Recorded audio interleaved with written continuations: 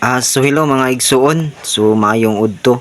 So atong hatagan karon og pagtagad no kining usa sa mga pangutana sa mga kaigsuonan nato nga mga pastor. No kasagaran nila nga ipangutana labi na sa mga CFD no mao kini nga pangutana mga igsuon.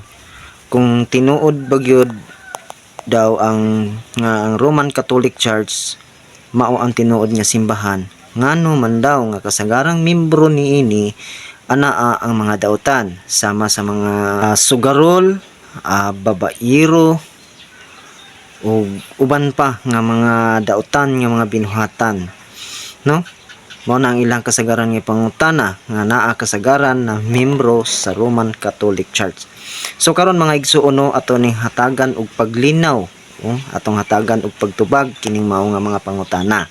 So ani mga igsuon ato silang tubagon sa sumbingay no ato silang tubagon pinagi sa sumbingay. Ani mga igsuon, ang simbahan nga Katoliko igsuon sama sa usa ka kahoy no nga daghan kaayo siya og sanga og aduna puy daghan kaayo nga mga dahon, pero igsuon sa kadaghan sa iyahang mga dahon adunay mga nangalarag ug sa kadaghan nga sanga aduna usay nangalaya.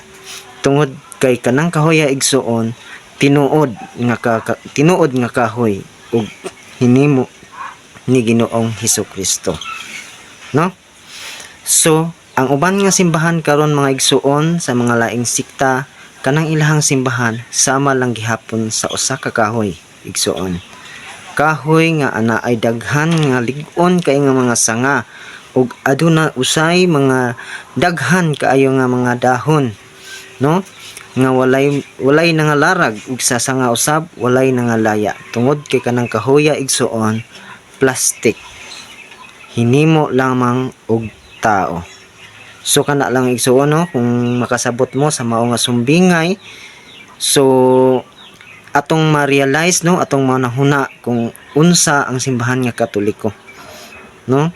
Ug katulang migsuon daghan king salamat no, short video lang ta karon tungod kay aduna pud kita mga lain pang buhaton. Daghan king salamat. God bless us all.